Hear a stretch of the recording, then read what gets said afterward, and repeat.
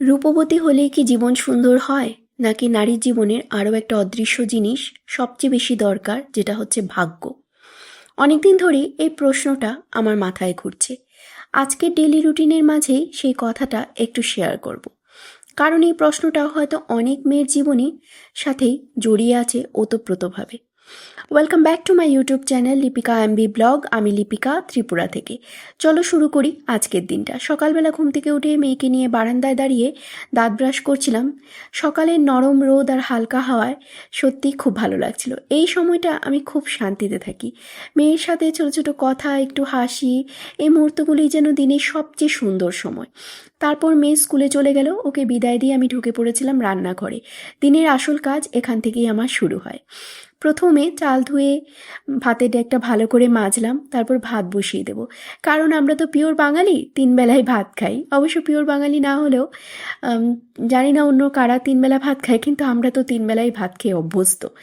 তারপর বসে পড়েছিলাম আলু কাটার জন্য। আগে কিন্তু সয়াবিন সিদ্ধ করে রেখেছিলাম, সেই সিদ্ধ হয়ে যাওয়া সয়াবিনটাকেও ভালো করে জল ঝারিয়ে রেখে দিলাম। আলু কেটে কড়াইতে দিয়ে দিলাম, আলুর সাথে সয়াবিনটাও ভাজা করব, কারণ আজকে আলু দিয়ে সয়াবিনের তরকারি রান্না করব। আজকে সিম্পল একটাই শুধু মেনু করব, এই সয়াবিনের তরকারিটা। তো আলু আর সয়াবিন একসাথে ভাজা হতে বসিয়ে দেবো আলুটা কাটার পরে। ওগুলো ভাজা হতে থাকুক, আমি ততক্ষণে দাঁড়িয়ে দাঁড়িয়ে রোদে সকালে ব্রেকফাস্ট সেরে নিলাম। রোদে দাঁড়িয়ে খাওয়ার একটা আলাদা শান্তি আছে। ছোট্ট সময়, কিন্তু নিজের জন্য। রান্নাঘরে দাঁড়িয়ে কাজ করতে করতে মাঝে মাঝে মনে হয় আমরা নারীরা কত সহজভাবে অনেক দায়িত্ব সামলাই। বাইরে থেকে সব কিছু খুব স্বাভাবিক লাগে, কিন্তু প্রতিটা কাজের পেছনে থাকে ধৈর্য, দায়িত্ব আর মানিয়ে নেওয়ার অভ্যাস। অনেকেই বলে মেয়েদের রূপ থাকলে জীবন সহজ হয়, আবার কেউ বলে গুণ থাকলেই মানুষ সম্মান দেয়।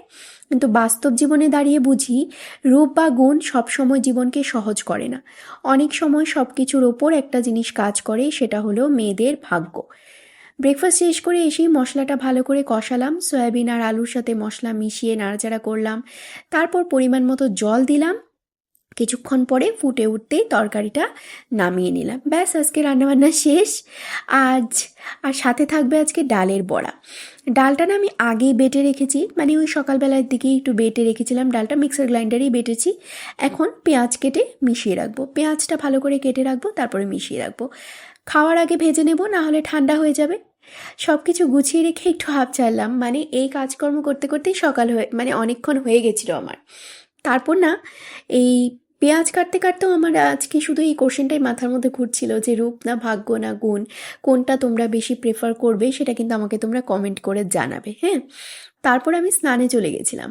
স্নান করে এসে বারান্দায় দাঁড়িয়ে একটু চুল শুকালাম। রোদে দাঁড়িয়ে চুল শুকাতেও আমার আজকে মাথায় এটাই ঘুরছিল। হঠাৎ করে মনে হলো একজন নারী কত রকম পরিচয়ে বাঁচে না।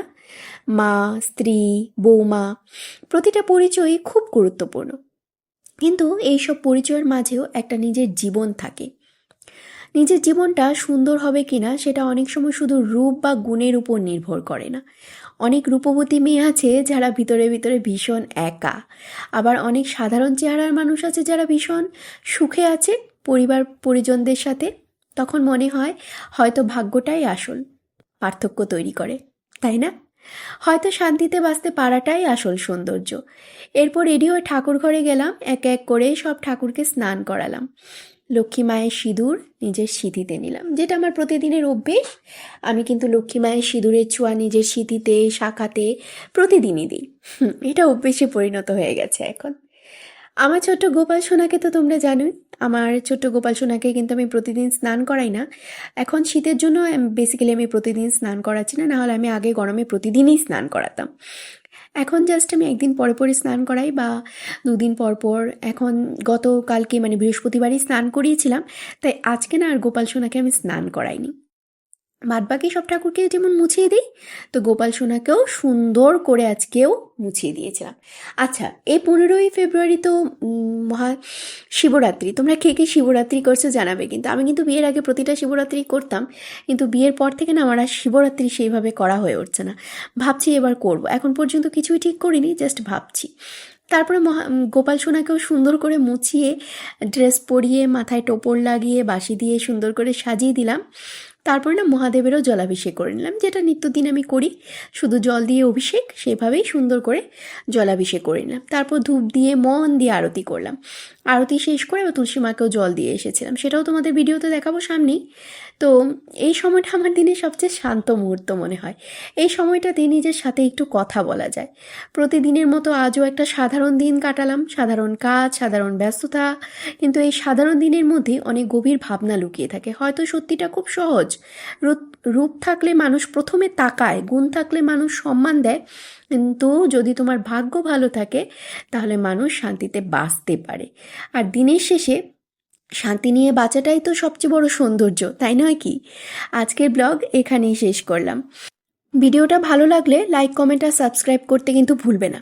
তোমাদের মতে জীবনে কোনটা বেশি জরুরি, রূপ, গুণ না ভাগ্য? কমেন্টে কিন্তু জানাতে ভুলো না। আবার দেখা হবে পরের ব্লগে অন্য কোনো সুন্দর মুহূর্ত নিয়ে, অন্য কোনো ভালো একটা টপিক নিয়ে, যেটা নিয়ে আমি তোমাদের সাথে আলোচনা করব, গল্প করব। তোমরাও আমার সাথে গল্পে যুক্ত হতে পারো কমেন্টের মাধ্যমে। সবাই ভালো থেকো, এখন আসছি, বাই বাই।